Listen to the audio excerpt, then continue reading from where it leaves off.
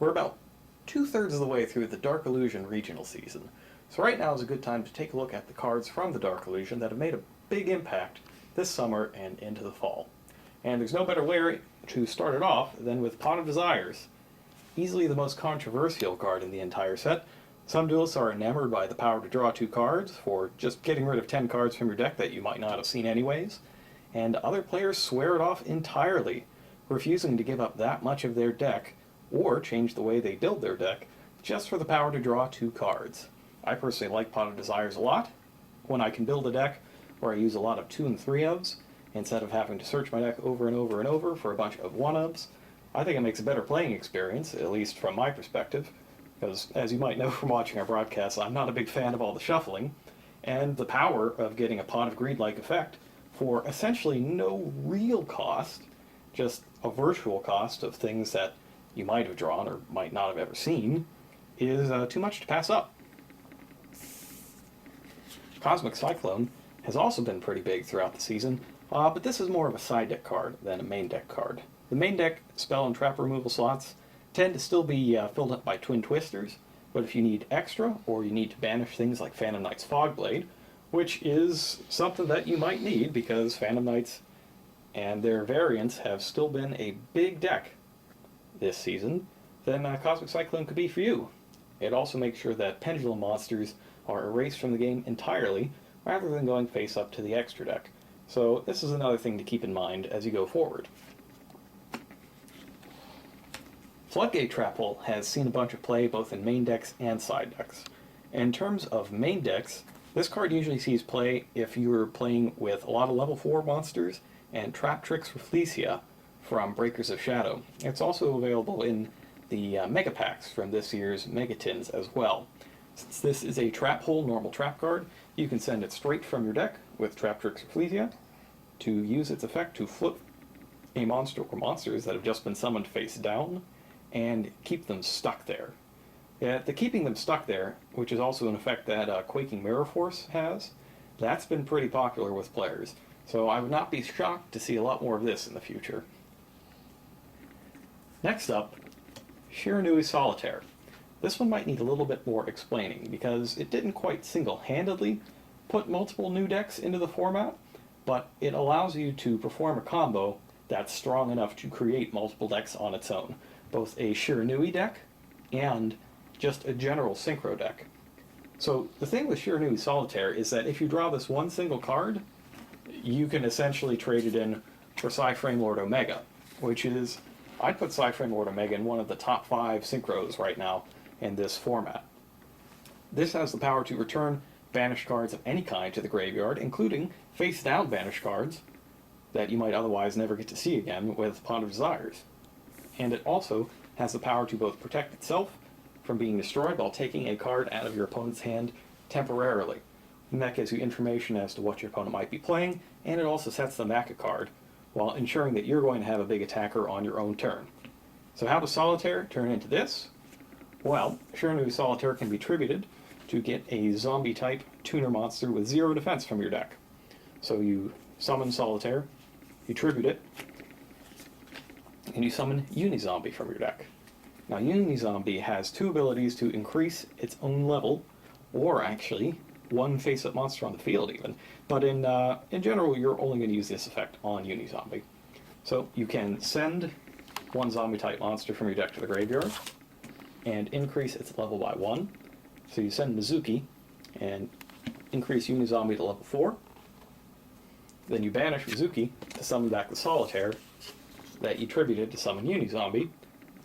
And there you go, right there is your level 8 Synchro. So essentially it's a 1-card combo to get PSY-FRAMELORD Omega. And it's even better than that. So this on its own is an Omega. This on its own is not.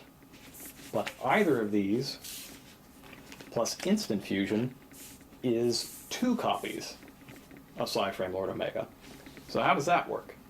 Well, like before, you summon Solitaire, tribute it, summon Unizombie, use Unizombie, sending Mizuki, to make Unizombie level 4.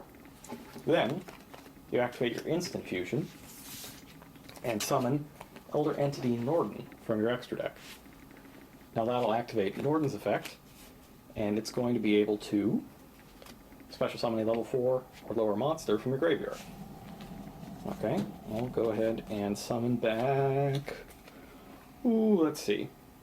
How about the Mizuki? So, this is where play sequencing really matters. You can't use Norden right now because that'll cause the monster that you summon with it to be banished. So instead, you synchro summon with Unizombie and Mizuki to get 1 Omega, and then you banish your Mizuki to summon back Unizombie and activate Unizombie's other level increasing ability. It lets you discard a card from your hand, it could be anything, and increase its level by 1. And now you've got level 4 tuner, level 4 non-tuner again, and you can synchro summon a second copy of Omega. And similarly, if you start off with Unizombie, you can activate its effect and send Mizuki to the graveyard.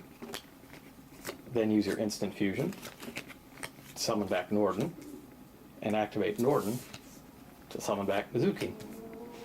And you see that we have the same situation as before, where you again synchro summon your first Omega, and then banish Mizuki, summon back Unizombie, activate Unizombie's effect again, and synchro summon for the second Omega. So those combos, and especially the ability to get to them faster on the first turn, are what have made Shiranui Solitaire a big part of the Dark Illusion Regional season. Now, going into the future, I expect that we're going to see a lot more of all of these cards, but I also am going to go out on a limb and predict that we're going to see a little more of Spiral Super Agent. Now this card has not appeared in competition quite yet, because in general, unless you're playing something like the deck that we showed a while back about the new YCS prize card, Spiral hasn't really shown up as a deck on its own yet. Spiral Super Agent, however, does not need any of the other Spiral cards to function. It can special summon itself from your hand, even if you control monsters, if you can guess what's on top of your opponent's deck. There's no penalty to guessing wrong, you just get to look and see what's there, which is information you get to use first, since you're doing it on your own turn. And if you're correct, Super Agent can special summon itself and destroy a spell or trap card. So I really like this card in decks that focus on synchro summoning. If you wanted to make a full-on synchro summon combo deck with this guy and the Speedroid and Shiranui Solitaire, you could do that, and it actually works pretty well. I like using it with Mind Crush as well. If I don't really need the extra summon, I'll just go ahead and guess Trap with Super Agent. There's no penalty for missing, so you get to keep Super Agent, and you get to find out what your opponent has, and since it's your turn, you can set Mind Crush and just deny your opponent that card right away. So this is my pick for something to keep an eye on in the future. And speaking of the future, if you want more videos, you can go ahead and like and subscribe to us right here on the YouTube channel you're watching right now. Or you can follow us on Facebook, official Yu-Gi-Oh! TCG, or follow us on Twitter, Yu-Gi-Oh!_TCG, and you can keep up with all of our latest tournaments and the tournaments that we do live broadcasts from on Twitch at official Yu-Gi-Oh! Channel. See you next time.